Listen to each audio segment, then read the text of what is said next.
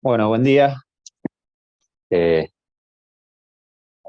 la idea era arrancar puntual, así que ya siendo las 8:30 vamos a ir empezando. Pues si alguien más se suma, se irá sumando con el paso de los minutos, pero bueno, la idea era invitarlos desde Ojana y desde Chimpay para hacer una actualización un poco de lo que está pasando en los mercados.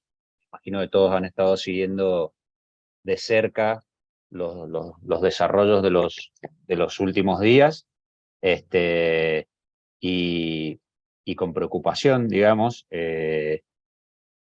La verdad que siempre que salen noticias así y medidas tan desordenadas como lo que estuvo pasando ayer, siempre genera preocupación en los inversores y en el público en general, ¿no? Pero por eso queríamos aprovechar para hacer este call, digamos, ahora en la mañana y actualizarlos un poco de lo que está pasando en los mercados y también no olvidarnos de lo que está pasando en los mercados internacionales, que también para cualquier inversor eso es relevante e importante. Así que la idea es hacerlo esto bastante rápido, no tomarnos más de 30 minutos porque todos deben tener el resto de sus obligaciones en el día, así que la idea es repasar, aunque sea bastante rápido, lo que creemos que es lo más relevante de lo que está pasando. Ahí van a tener la posibilidad de dejar preguntas, en todo caso, para que nos tomemos unos minutos al cierre y veamos si hay alguna pregunta importante que nos quieran hacer. Ahí está también Rodrigo, que es del equipo de Ojana, para darme una mano con ese tema. Pero, pero bueno, vamos a empezar y vamos a empezar siempre como hacemos en estos casos con la parte internacional. Y la verdad que no quiero no lo quiero hacer prolongado, digamos, en lo que va a ser la parte internacional, pero creo que vale la pena contextualizar un poco qué es lo que hay atrás de esta crisis bancaria o esta crisis en general que se ha estado viendo en los mercados en los últimos meses y que se aceleró en las últimas semanas como todos ya deben saber, con la caída de algunos bancos regionales en Estados Unidos y que empezó por la caída del Silicon Valley Bank y del Signature Bank. Y en realidad yo creo que la causante de todos los males acá es principalmente lo que ha sido la tasa de interés. Como no quiero retrotraerme mucho hacia atrás, pero todos saben que allá por el 2007-2008 tuvimos una crisis bancaria muy importante, la famosa crisis de la subprime, donde tembló el sistema financiero norteamericano, donde cayó Lehman Brothers y donde hubo riesgo de que cayeran otros bancos. Y la salida de esa crisis, para ponerlo en términos muy sencillos, fue con baja de tasa de interés a prácticamente niveles cero, como se puede ver en este gráfico que les compartimos acá, y en niveles prácticamente cero. Y por otro lado, con una emisión monetaria muy importante. Allá por fines del año 2016, principio del 2017, ya se había comenzado la Reserva Federal un proceso de empezar a subir las tasas de interés, porque la economía ya se había reactivado, ya estaba saliendo de la crisis y eso empezaba a generar algunas presiones inflacionarias que se veían a futuro, y por eso la Reserva Federal comienza un proceso de normalización de tasa de interés, y ese proceso, como todos pueden ver, se vio fuertemente abortado en el 2019, primero por las crisis que se empezaron a desatar en Europa en aquel momento, y después tuvo un fenómeno de baja de tasa de interés muy fuerte y muy repentino, que fue con el desenlace de lo que fue la pandemia. La pandemia tiene mucho que ver con la situación que estamos viviendo ahora, porque la pandemia no solo llevó a una disminución furiosa de la tasa de interés, sino que aparte de eso, lo que llevó es una emisión monetaria. En este gráfico, lo que les muestro, en el anterior veíamos la tasa de interés, en este gráfico vemos la cantidad de dólares circulando en la economía, que venían creciendo a lo largo de todo este periodo de tiempo, pero que en muy pocos meses, para poder paliar los efectos de la pandemia y de la crisis, lo que se hizo fue una emisión monetaria sin precedentes, ¿no? Y ese circulante que se volcó a la economía fue lo que permitió que no tuviéramos una recesión fuertísima durante la pandemia en Estados Unidos, pero también es la antesala de las presiones inflacionarias que se empezaron a vivir cuando la economía se comenzó a abrir. Y ahí hay eh, culpas repartidas, digamos, hacia la situación de la Reserva Federal, donde muchos dicen la Reserva Federal se durmió, digamos, ¿no? Porque lo que hubo fue una recesión muy fuerte, que obviamente hizo que, en este gráfico lo que les muestro es la inflación mensual en Estados Unidos, pero puesta en términos anualizados, ¿no? Entonces, eso hizo que la inflación bajara mucho durante la pandemia por el mismo efecto de la recesión y la caída en la demanda, pero eso hizo que al abrirse la economía, la inflación escalara muy rápido y se fuera de niveles casi cercanos al 1% anual a niveles de inflación por arriba del 8% anual, como se llegó a ver en Estados Unidos, que es muy extraño, como todos saben, para una economía como esa. Esto lo que termina generando es lo que veíamos anteriormente en el gráfico que les mostraba antes, termina generando que la Reserva Federal tenga que hacer desde principio del 2022 una suba de interés que es la más rápida y más furiosa en los últimos 40 años, ¿sí? Y eso, y la experiencia lo indica, siempre que tenemos un fenómeno de suba de tasa de interés tan furioso en tan poco tiempo, después de haber tenido periodos de tasa de interés muy baja, siempre genera alguna crisis. Eso lo vimos en el año 98, lo vimos en el año 2001 con la explosión de la burbuja de las .com y lo vimos en el año 2007-2008 con la crisis subprime, ¿no? Y en este caso no fue distinto. Ahora, lo que veníamos viendo desde el año 2022 era más un proceso de desinflación de burbujas, es decir, burbujas como, por ejemplo, acá observamos el precio del Bitcoin, activos que habían subido con mucha fuerza su precio al ritmo de la emisión monetaria y de las bajas tasas de interés, y que después con la suba de las tasas de interés empezaron a desinflar su precio. Lo mismo se vio en otros activos como las acciones tecnológicas, obviamente no con la misma virulencia que en el caso del Bitcoin, porque acá vemos acciones tecnológicas de las grandes empresas, pero venían inflándose mucho al ritmo de la emisión monetaria y de la baja de tasa de interés, y después tuvimos una desinflación muy fuerte de los precios. Lo mismo pasaba con muchos otros activos, porque como ustedes sabrán, el año 2022 fue un año de baja generalizada en el precio de los activos, pero lo que no había pasado en esta ocasión era que todavía no explotaba una burbuja. Y cuando digo explota una burbuja, digo cuando pasa algo trágico, cuando ya cae una empresa. Sí, quizá en el mundo cripto ya había pasado, como ustedes saben, habían caído empresas como FTX y otros proyectos similares, que tenía que ver de nuevo con esto, con que cuando uno tiene tanta emisión monetaria y tanta liquidez en el mercado, las ineficiencias no se ven. Cuando el mercado se da vuelta es cuando empiezan a aparecer las ineficiencias. Pero creo que el fenómeno más interesante de este proceso que estamos viviendo en la actualidad fue claramente la caída del Silicon Valley Bank, que obviamente se había inflado con la emisión monetaria, se venía desinflando, pero que, como todos saben, terminó con un final trágico. Ahora, lo que nos interesa, hecha la introducción y que intenté ser lo más rápido posible, espero no haberlos mareado, yo creo que lo que más nos interesa a todos como inversores y de acá adelante es qué estamos esperando hacia afuera. Primero que nada, voy a usar una frase un poco muy usada, digamos, que es que en este tipo de crisis siempre uno sabe cuándo comienzan, nunca se sabe cuándo terminan, ¿no?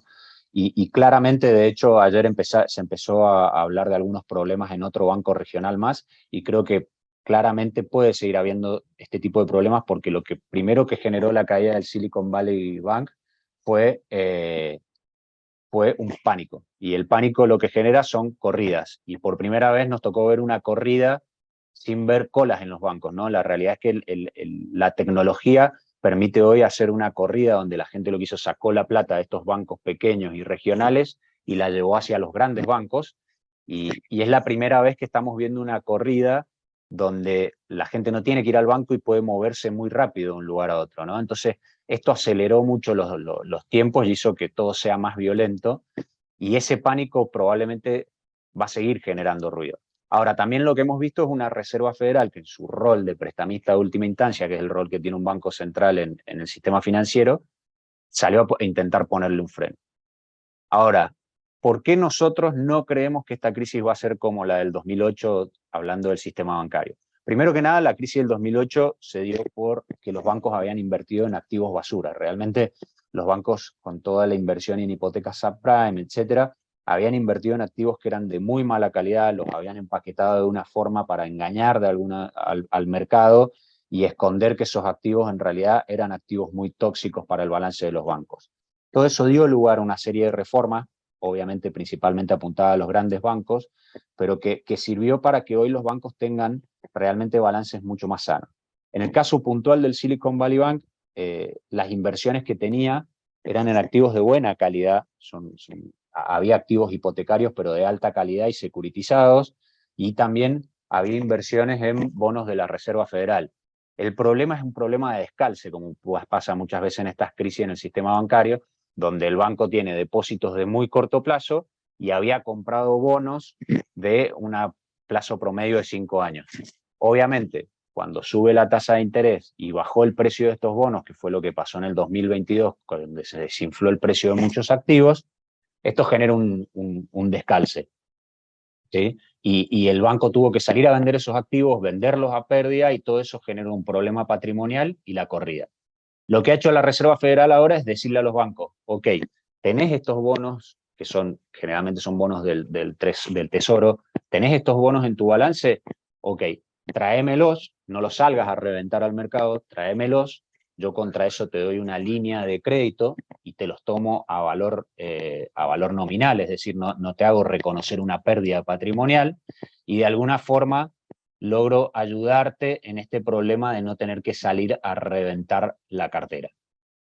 Esto creemos que con el paso del tiempo va a ir ayudando a que el pánico se pase. Obviamente, para que el pánico se pase vamos a tener que ver fenómenos donde la gente va a tener que ir a buscar sus depósitos, como pasó con el First National Bank, que la gente fue a buscar sus depósitos, y lo que tiene que pasar es que la gente vaya, busque sus depósitos y estén ahí. Y eso, con el paso del tiempo, va a ir ayudando a que esta crisis, entendemos, se vaya disipando. Ahora, creo que lo más relevante de todo esto que acaba de pasar es la situación difícil en la que se encuentra hoy la Reserva Federal, y que es lo que nos pasó, lo que nos tocó ver ayer. Todos habrán visto que la Reserva volvió a subir la tasa, pero la subió solamente 1/4 de punto. Hoy el límite máximo de la tasa de interés en Estados Unidos se colocó en el 5% anual.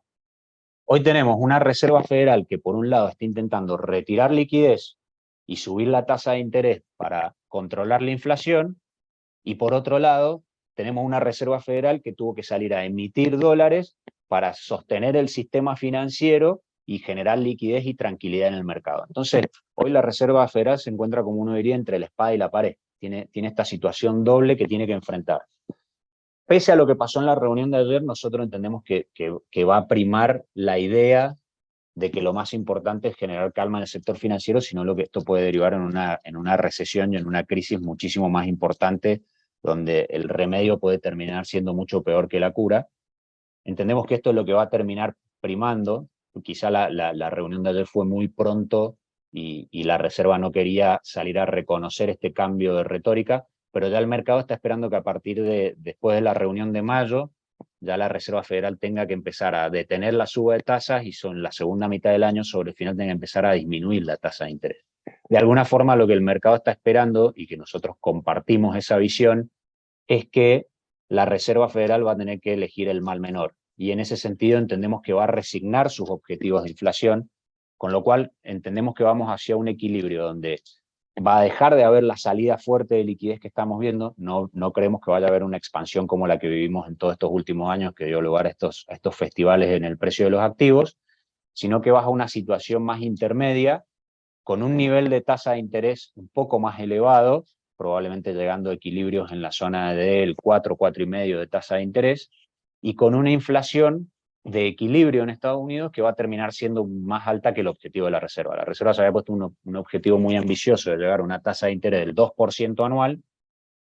Lo que creemos es que esta tasa de interés de equilibrio va a terminar estando más en el orden del 4, 4,5 anual. Entonces, de alguna forma, volvemos a un escenario que puede llegar a ser más constructivo para el precio de los activos de riesgo, y principalmente para las acciones, aunque no, vuelvo a aclarar, no a ese escenario de fiesta.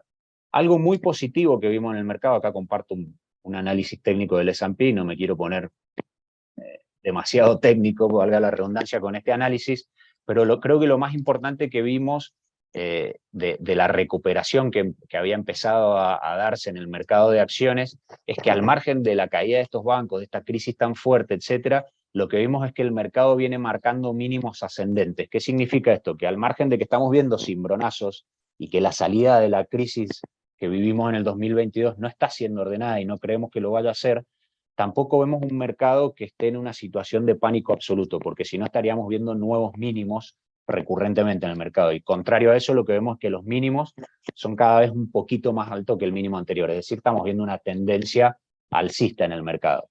Y de hecho también lo estuvimos viendo estos últimos días al margen de las correcciones de ayer. Pensando todo esto en términos de estrategia, a mí lo que me gusta decir al momento de pensar inversiones a nivel internacional es que yo creo que el juego que vamos a estar viendo este año y probablemente el año próximo, yo creo que este juego se llama paciencia y se llama pensar bien antes de movernos, ¿no? Creo que, como siempre, las crisis van a ir ofreciendo oportunidades, pero tenemos que tener cuidado de no tirarnos a la pileta. Creo que va a haber oportunidades de ir haciendo inversiones de a poquito, de ir viendo cómo se comportan los activos. Creo que es un mercado para hacer un análisis técnico y estar viendo dónde el mercado va marcando techos, porque esos techos le va a ir costando ir superándolos, esas famosas resistencias que va generando el mercado le va a ir costando superarlas, y por eso creo que va a haber que ser bastante estrategas en este sentido, ¿no? Lo que vemos ahí es que para el inversor tradicional de renta fija en Estados Unidos, creo que no tengo mucho más que explicarle que decirle, si venís de un proceso de suba de tasas tan importante, tan rápido como el que vivimos en el último tiempo y estás viendo que el sector financiero crujió, en el mejor de los casos vas a ver una pausa, digo en el mejor de los casos para el inversor de renta fija, vas a ver una pausa en la suba de las tasas y hay grandes probabilidades de que la tasa empiece a bajar. Entonces, si sos inversor de renta fija internacional, lo que deberías hacer, y en el cortísimo plazo, es aprovechar para cerrar tasa ahora y estirar los plazos lo más que puedas, siempre entendiendo que Estados Unidos tiene una curva invertida de tasa de interés. ¿Qué significa esto? Que mientras más largo te vas, la tasa empieza a disminuir. Hay que encontrar ese equilibrio entre estirar plazo, encontrar una buena tasa de interés, pero intentar cerrarla y cerrarla en el cortísimo plazo. En el número 2, nuestro mercado favorito a nivel internacional, y esto ya estamos pasando a otro tipo de inversor, recién hablaba de un inversor conservador, ahora hablo de un inversor agresivo, claramente entendemos que es China. ¿Por qué China? Tiene un montón de riesgos geopolíticos, como todo el mundo sabe, tiene sus tensiones con Taiwán, con una potencial invasión de Taiwán, tiene sus tensiones con su acercamiento a Rusia, tiene sus tensiones con Estados Unidos, y sabemos que juega un rol geopolítico muy importante y eso genera mucha volatilidad, pero China tiene algo súper interesante, que es un mercado que se encuentra en una fase totalmente opuesta del ciclo que están viviendo los demás. China, durante el momento de la pandemia, hizo un retiro de liquidez importante, subió tasas de interés antes que todos los demás, generó una recesión económica, eso hizo que bajara la inflación en China, y hoy China está haciendo lo contrario que los demás están haciendo, sino que lo que está haciendo son medidas expansivas para reactivar la economía, y ya se empieza a ver. Este año ya empezamos a ver indicadores de actividad en China que empiezan a mostrar que se reactiva la actividad. Entonces, eso va a ser importante y lo va a colocar en un lugar muy positivo en relación al resto de los mercados internacionales, ¿no? Dentro de eso, y por todo lo que les contaba anteriormente, en el tercer lugar, mercados emergentes para nosotros también sigue siendo un lugar muy interesante para invertir.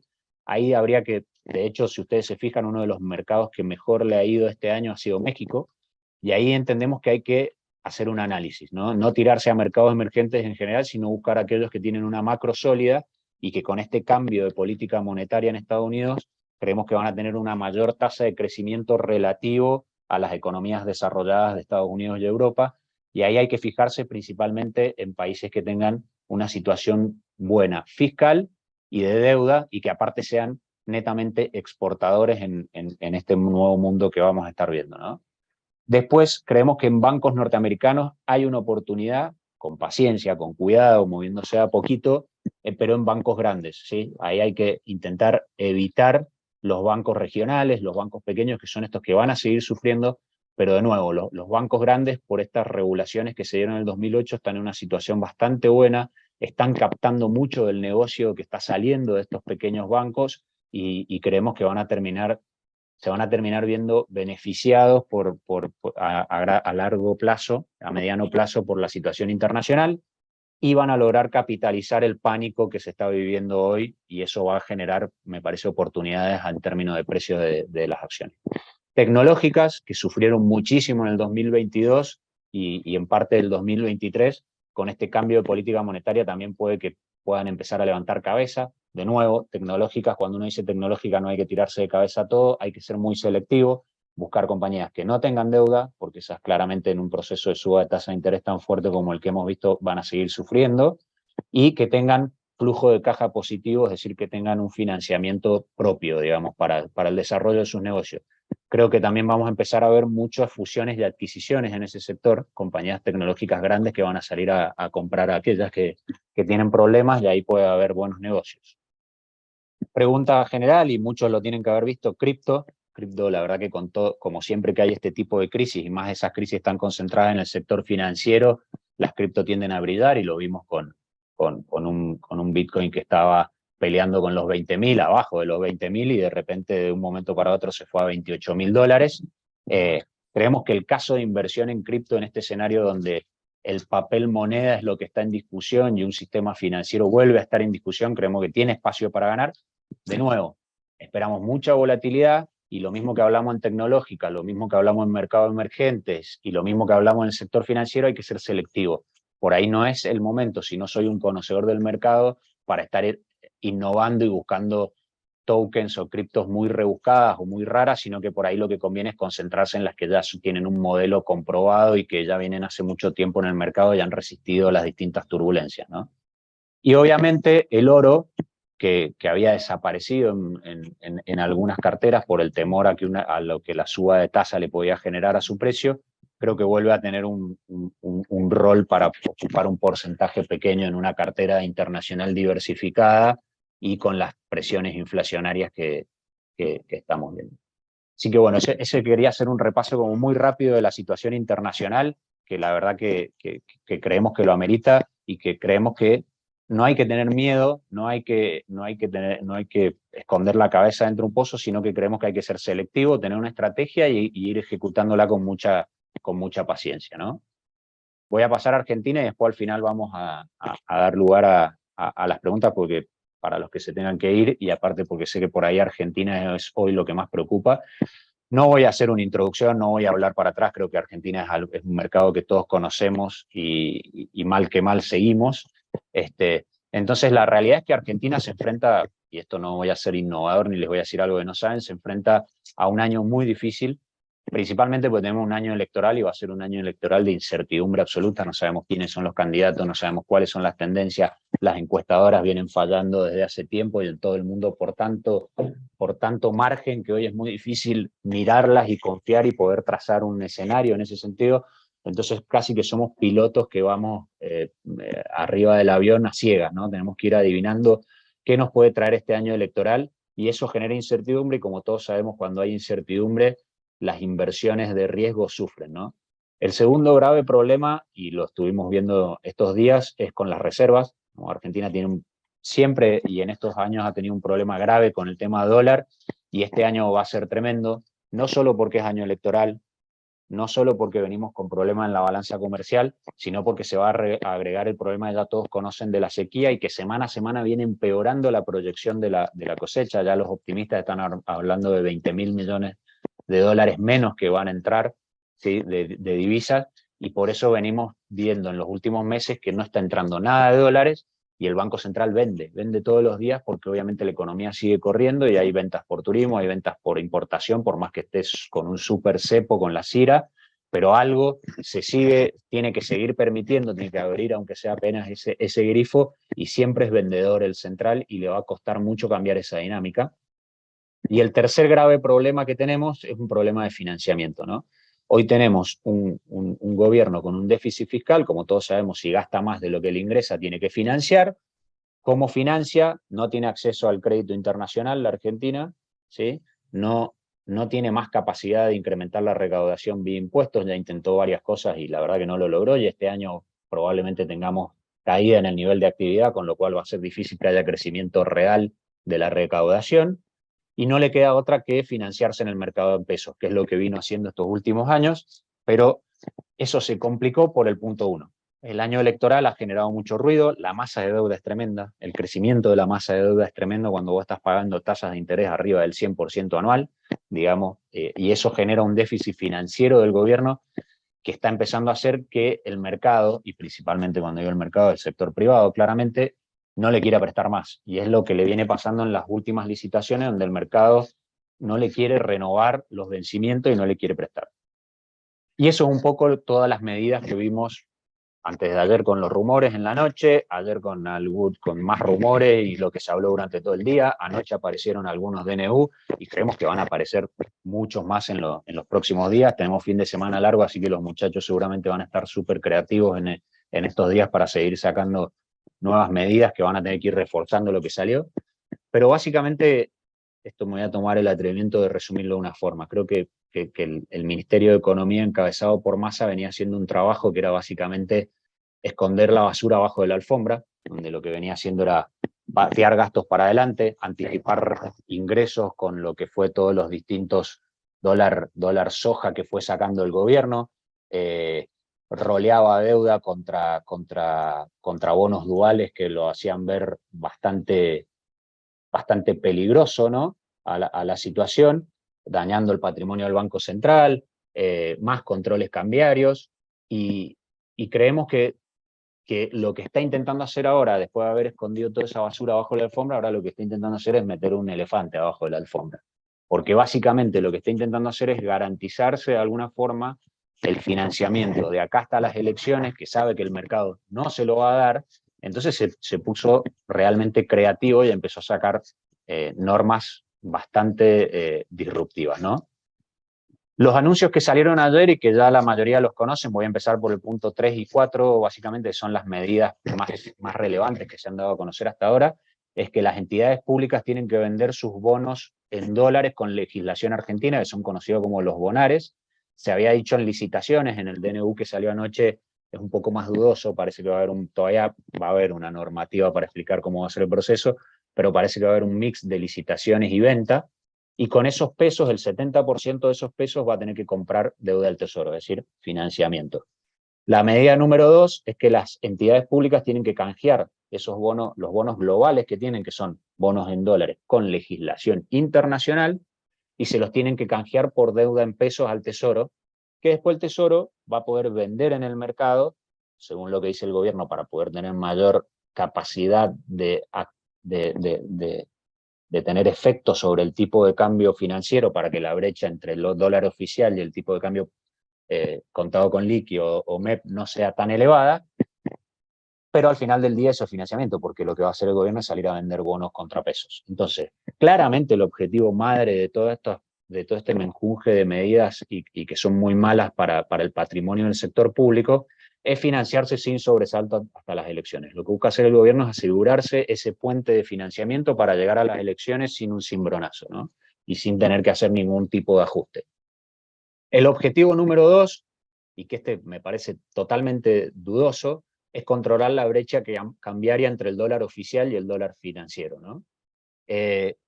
¿Por qué digo que me parece totalmente dudoso el impacto de esto, al margen de que pueda haber algún beneficio en el corto plazo? Por esto que les estoy mostrando acá, y no quiero ser muy técnico, pero me parece que es súper sencillo. Como todos saben, los dólares financieros, pongámosle dólar MEP si son en Argentina o contado con liqui si son internacionales, surgen de una relación entre el precio en pesos del bono y el precio en dólares del bono, ¿no? Ahora, si el gobierno quiere salir a vender títulos para bajar el precio en pesos de los bonos y de esa forma hacer bajar el dólar, lo que necesita es que no cambie el precio en dólar del bono, pero si al mismo tiempo lo que vemos es que el mercado sale a escupir bonos en dólares, el efecto sobre el tipo de cambio no se va a generar. Ejemplo, ayer vimos una baja muy baja del tipo de cambio. ¿Por qué? Porque los precios en dólares, como todos han visto en los bonos ayer, bajaron entre 5 y 6%. Así que por más que los precios en pesos se destruyeron, los precios en dólares también se destruyeron. Entonces acá está la principal duda que a uno se le genera sobre si puede o no tener algún efecto sobre el tipo de cambio y si ese efecto puede ser positivo para el gobierno y reducir la brecha.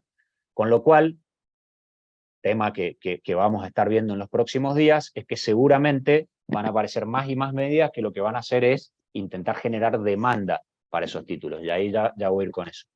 Ahora, pensando en el primer impacto de estas medidas, es que la brecha entre legislaciones debería empeorar sin que haya nuevas medidas que esto lo cambien. ¿Qué significa esto? Creemos que va a haber más diferencia de precio entre un bono con legislación internacional y un bono con legislación local. Esto es lógico, porque el gobierno apunta a sacar un poco de circulación, a que haya menor oferta de bonos con legislación internacional y va a volcar más bonos con legislación local al mercado. Entonces, a priori, eso es ley de oferta y demanda, va a empeorar la brecha entre las dos legislaciones, si es que no hay otras medidas en los próximos días, en las próximas horas. La baja de los dólares financieros, si es que se da, que creemos que puede ser que en los próximos días tengamos alguna baja en los dólares financieros, de darse debería durar muy poco, y ahí inversor atento, un nuevo subsidio, como estos gobiernos nos tienen acostumbrados a darnos subsidios todo el tiempo, oportunidades, puede ser que se empiecen a abrir oportunidades para aquel que no ha dolarizado cartera, de aprovechar bajas en los dólares financieros para incrementar la dolarización de cartera.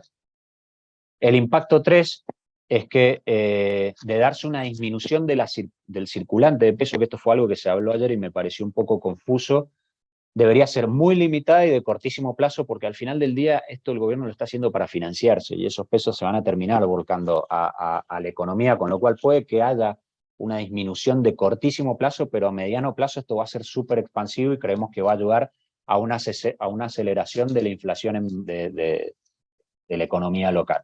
Entonces, lo lógico en todo esto es preparémonos porque va a salir más y más medidas.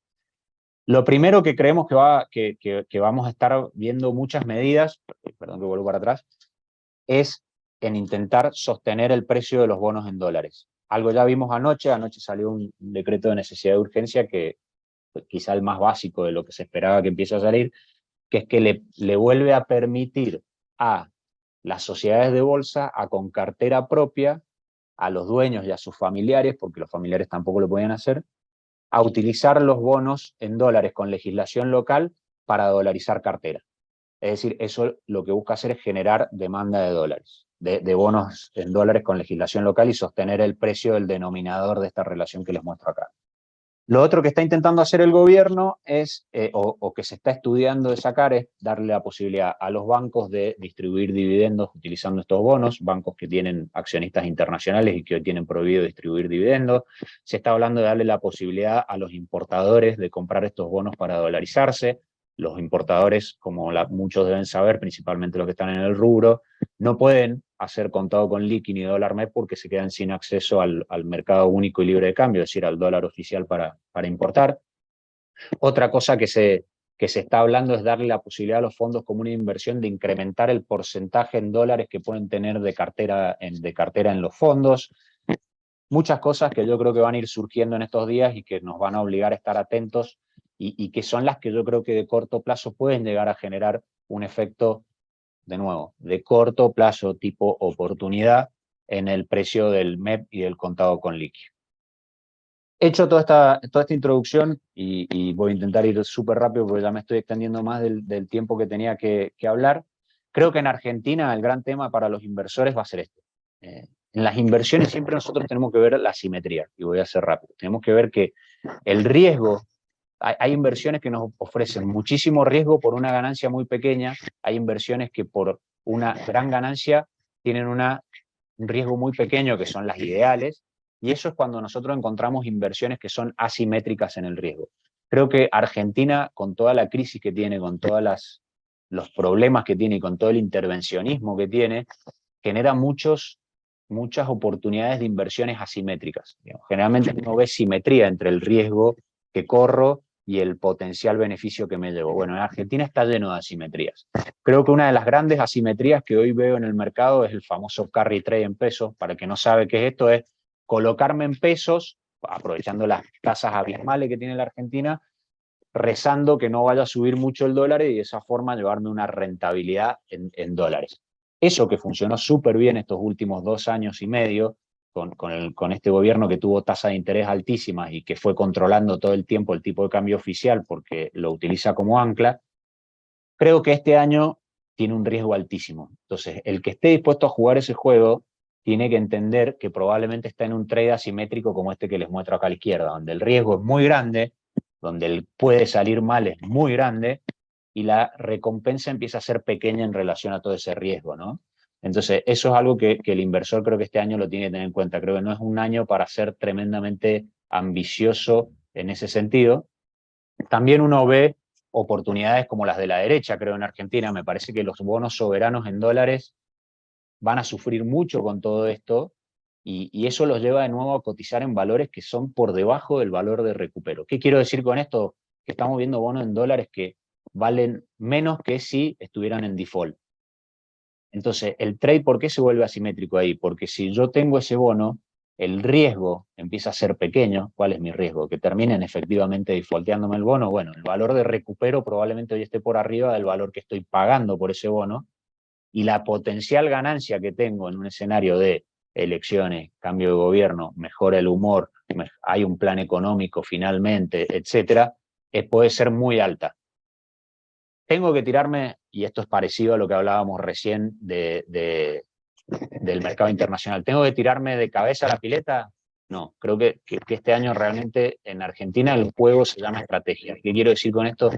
Tenemos que sentarnos, pensar qué queremos hacer con nuestras inversiones locales, tener una estrategia y ser consistente. ¿Por qué ser consistente? Probablemente ponerla por escrito, leerla cada vez que me entren dudas, digamos, de lo que estoy haciendo, porque va a ser un año con mucha incertidumbre y mucha volatilidad.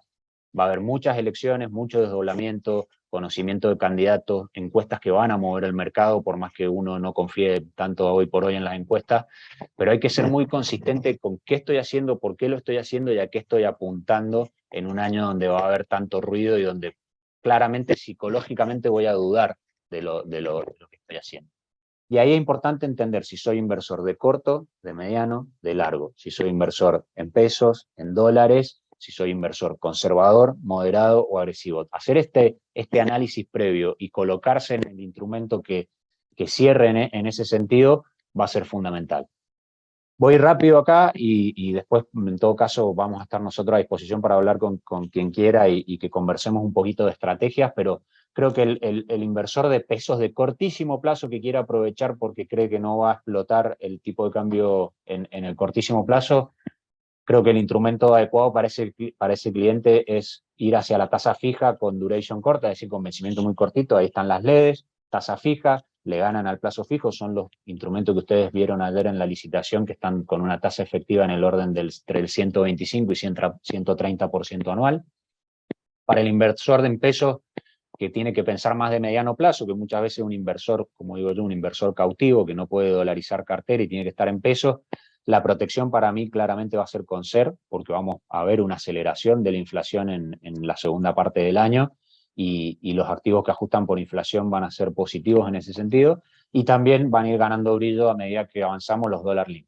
Los dólar link no dejan de tener un riesgo en un mundo donde hay tanto rumor de un desdoblamiento cambiario, que es al final del día por qué dólar me va a ajustar ese bono, pero creo que tienen valor pensando una estrategia sólida y conversándola antes de desarrollarla, ¿no? Para las estrategias de mediano plazo, de nuevo, no es apto para cardíacos, hay que analizar bien la estrategia y aprovechar estos subsidios, por ejemplo, que yo creo que se van a generar para aquellos que hoy no tienen dolarizada cartera y puedan aprovechar a hacer operaciones de MEP y contado con liqui.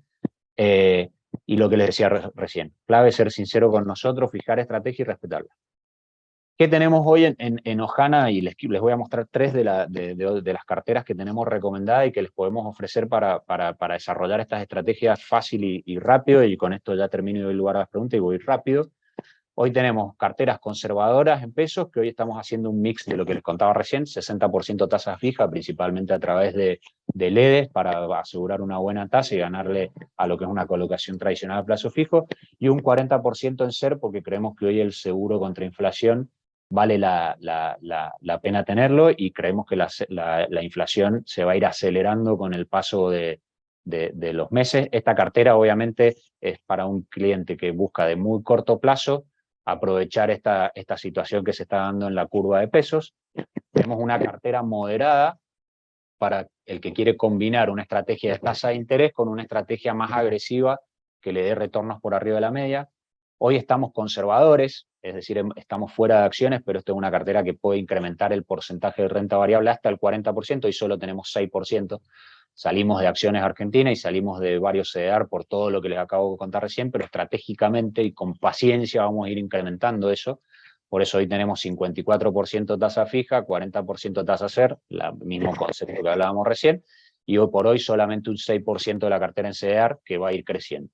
Y claramente nuestra cartera agresiva, que apunta a tener hasta un 100% de la cartera en renta variable, hoy solamente tiene 15 puntos en CDR, donde tenemos mercados emergentes, el S&P y acciones tecnológicas de las grandes, que es un poco en línea con todo lo que les contaba antes de lo que vemos en el mercado internacional. Y lo que vamos a ir haciendo es incorporando activos de renta variable y dentro de eso también vamos a ir incorporando acciones argentinas ya pensando en las oportunidades que se puedan dar en un escenario de transición y de cambio político y de que venga un plan económico. Obviamente estas estrategias también tienen que ver algo con el plazo, ¿no? Mientras más agresivo me pongo, tengo que ser un inversor que piensa a más largo plazo. Obviamente, como saben, desde Chimpay también tenemos carteras en el exterior, o sea, tenemos la posibilidad de abrir cuentas en nuestros partners que tenemos a nivel internacional. Para aquel que no quiera tener riesgo jurídico argentino, tenemos la posibilidad de hacer operaciones de MEP, de contado con liqui, para el que busque aprovechar esta oportunidad de dolarizar. Es decir, tenemos mucho para ofrecer en ese sentido. Acá les muestro rápido los rendimientos acumulados que vienen teniendo nuestras estrategias, esto después se lo podemos compartir, pero tenemos mucho para ofrecer en ese sentido. Y no sé, Rodri, si ahí tenés a mano algunas preguntas que te parezca relevante para que toquemos rápido y ya vayamos liberando a la gente. Sí. Bueno, antes que nada, Sar, excelente la presentación y gracias a todos por participar del webinar, sálvese quien pueda. Les recuerdo, Fernando Galante, CEO, ¿sí?, de Chimpay y de Ohana Inversiones. Y bueno, recordarles que cada vez que haya este tipo de eventos importantes en el mercado, vamos a estar haciendo este tipo de charlas. Y Ohana surge a raíz de solucionar este problema del inversor, de en qué invertir. Estas tres carteras que mencionó Fernando son un poco delegar la responsabilidad de inversión en expertos de la mano de Chimpay. Así que a quien no sea cliente, lo invito a sumarse a Ohana, a descargarse la app.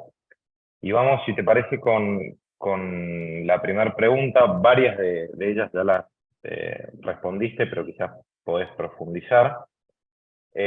Preguntan sobre la dolarización para las pymes.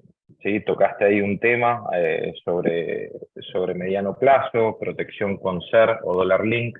Lo que comentan es la imposibilidad de dolarizarse. A ver si los fondos en dólares son una opción. ¿Cuál sería ahí la visión para las pymes? Claramente, al haber tanta normativa hoy en el mercado, es muy difícil armar una respuesta que sirva para todos, lamentablemente, ¿no? La realidad es que como pyme uno tiene que ver cómo le impactan todas las regulaciones que hay. Como decíamos recién, han surgido muchísimas circulares del Banco Central y normativa de CNB que pone trabas. Principalmente esto lo saben más que nada las empresas importadoras y también las empresas que han sido tomadoras de créditos a tasa subsidiada y tienen problemas para hacer una dolarización natural, como podría ser un contado con líquido, un dólar MEP, y ahí tienen que ponerse un poquito más creativo y buscar otras alternativas.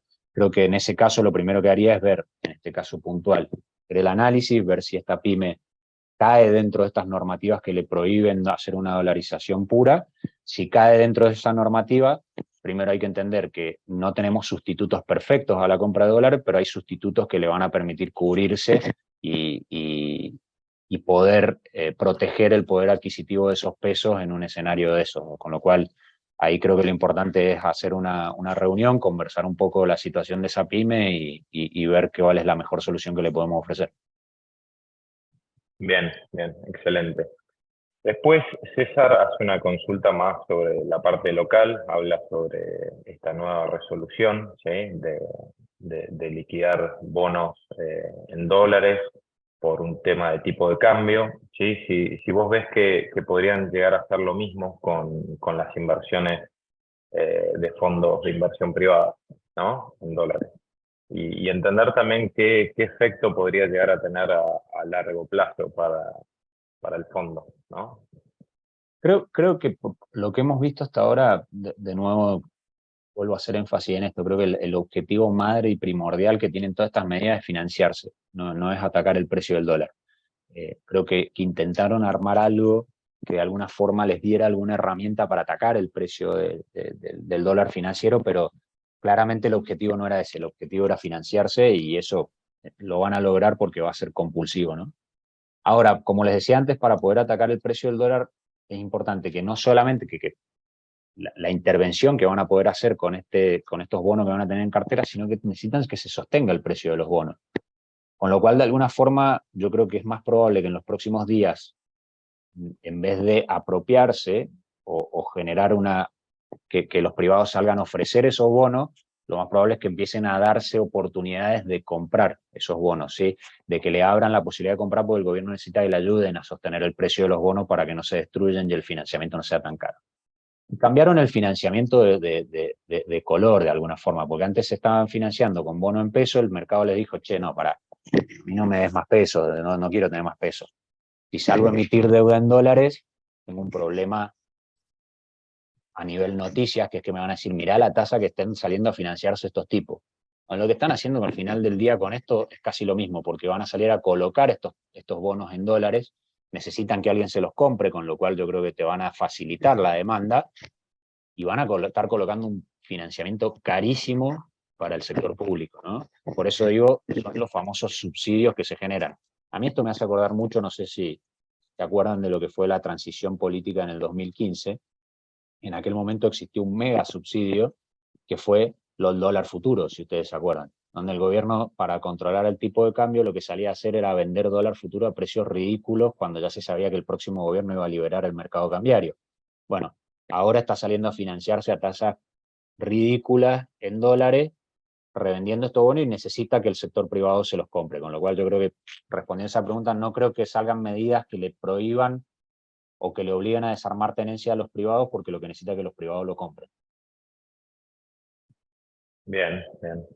Bueno, después, siguiendo con la parte local, ahí nos comentan que en agosto ven un plan platita, ¿sí? Desde el gobierno ven que vienen las elecciones y va a haber mayor emisión, así que no sé si eso de puertas internas supone un cambio de estrategia en las carteras a corto plazo o no. Creo que la estrategia este año es ser cautos, me parece, ¿no?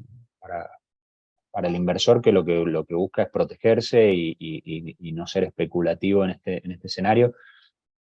Creo que la aceleración de inflación va a estar y si hay un plan platita va a haber una aceleración de inflación más grande y una devaluación potencial mucho más grande, con lo cual gana más lugar la cobertura y la estrategia de que si estoy en peso tengo que tener activos que ajusten por inflación y si no tengo que tener activos que ajusten por dólar.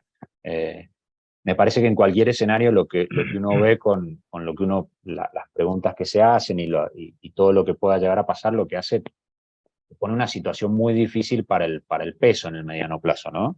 Entonces, tener estrategias puras en pesos sin ningún tipo de cláusula de ajuste me parece que es muy peligroso para el inversor de este año. Es el trade asimétrico que les comentaba antes. El riesgo es muy grande para una ganancia que la veo muy pequeña.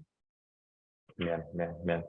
Bueno, las últimas dos para ir cerrando. ¿Ves un plan Bonet? Eh, lo que he aprendido en 15 años que llevo en el mercado en Argentina, nunca digo nunca a nada, pero la realidad es que le asigno bajísima probabilidad por lo que le queda al gobierno, porque creo que sería generar una destrucción muy grande en la economía, corrida, etcétera, y de alguna forma sería hacerle el trabajo sucio a un próximo gobierno que creo que con las medidas que vimos ayer queda claro que no lo quieren hacer, con lo cual van a hacer todo lo que puedan para evitarlo. Por otro lado, los bancos son fuente de financiamiento. y tienen poco para ganar al final del día haciéndolo, porque lo que se van a encontrar en los balances de los bancos no es lo mismo que iban a buscar en ese momento cuando se hizo esa medida. Así que creo que me parece que hay instancias antes de llegar a una cosa así. No lo estoy viendo hoy. Sí, hay que tener en cuenta el riesgo que se genera en los bancos en cuanto a la alta exposición que tienen al sector público y cómo les puede impactar una reestructuración de la deuda en pesos. Creo que ese es un riesgo que me preocupa más que un plan Monex. Bien, bien. Bueno, por último, ahí Jesús consulta sobre la cartera conservadora, ¿no? Que tiene una tasa similar, a veces mayor, a veces menor al plazo fijo. ¿Qué beneficio tiene en el mediano o largo plazo, ¿sí? Frente a un plazo fijo? Me parece una pregunta importante y para que se entienda el propósito de las carteras y quizás lo expliques. Y después cerramos con la última pregunta. Bueno, ahí lo que se busca hacer de la cartera es ponerle un poquito más de valor agregado que lo que sería una estrategia pura de tasa. Hoy tenés una herramienta que te ofrece el mercado de capitales, y creo que sirve mucho para el inversor, que es la LEDE. La LEDE es una letra emitida por el Tesoro. Al final del día por ahí algunos me van a decir, pero riesgo Tesoro, bueno, entonces decirle, como les decía antes, que los bancos también, la plata que toman hoy de plazo fijo principalmente la invierten en ese mismo tipo de productos, con lo cual el riesgo no es muy distinto. Y esas letras hoy están rindiendo por arriba de un plazo fijo, más con la última suba de tasa de plazo fijo, que fue menor a la suba que tuvo la inflación en febrero. Y lo otro que estamos haciendo, como yo mostraba ahí, es tenemos hoy el 40% de la cartera en activos que ajustan por inflación. Eso nos da más volatilidad de corto plazo. Entonces lo que van a ver ustedes es que la cartera hay días que va a rendir un poquito menos y hay días que va a pegar saltos altos y así, pero cuando uno lo mira en un plazo promedio de 60 días, 70 días, creemos que va a ser una estrategia ganadora, porque, de nuevo, la tasa del plazo fijo está por abajo de la inflación y lo que vemos es una inflación que se va a ir acelerando. Con lo cual ahí lo que te ganás en una cartera conservadora es esta estrategia de que nosotros lo que vamos a intentar hacer es, si no es empatarle a la inflación, por lo menos darle pelea un poco más de cerca a una inflación que esperamos que va a estar más en el orden de, bueno, va a estar arriba del 100% anual, entendemos, y con riesgos de acelerarse, ¿no? Entonces probablemente iremos incrementando la participación de los activos que ajustan por ser. Bien, bien. Bueno, excelente. Creo el único tema que no tocamos es el crédito, y la pregunta de Ariel es cómo evalúas el año electoral y la situación de mercados, tomar crédito, ¿no? Para financiar capital de trabajo, o proyectos de inversión a mediano y largo plazo, por supuesto. Bueno, a ver, como siempre, en el crédito hay que hacer un análisis. Primero que voy a hacer, primero y fundamental, ¿qué tasa tengo? ¿Cuál es el flujo que voy a tener que ir pagando? ¿Y cómo y qué voy a hacer con esos pesos? Digo, lo fundamental es eso, ¿no? Las tasas son altas, hay oportunidades de créditos con tasas reales negativas. Lo importante es encontrar inversiones para hacer con esos pesos que le ganen a esa tasa. Yo siempre lo que tengo que ver es la tasa a la que tomo contra la tasa a la que coloco. Si la tasa a la que coloco le gana a la tasa a la que estoy tomando, no hay mucho para analizar, ahí hay un beneficio de apalancarse, ¿no? Pero siempre hay que hacer ese análisis previo y no tomar crédito y después, bueno, a ver, si tomo crédito, voy a decir una obviedad, pero para que se entienda, digamos, un ejemplo burdo, ¿no? Si yo tomo crédito para tener los pesos guardados en una caja de ahorro o a la vista, la realidad es que va a ser muy caro porque la tasa de interés es muy alta. Ahora, si tomo ese crédito para hacer inversiones donde la tasa de colocación supera claramente a la tasa a la que me estoy endeudando, creo que es una oportunidad. Bueno, para súper claro, quedan algunas preguntas. Ahí en el chat les dejo un calendario para agendar una reunión, o nos pueden escribir. Creo que nos dio una visión tanto local como internacional de cómo están los mercados, cuáles son las estrategias y oportunidades que vemos y cómo proteger el ahorro y la inversión. Así que agradecerles a todos. Damos finalización a este evento. Y bueno, nos vemos próximamente. La invitación de nuevo a todos los usuarios de Ohana y de Chenpai la van a recibir por correo o por WhatsApp. Así que agradecerles. Muchas gracias, Fernando. Gracias a todos por acompañarnos.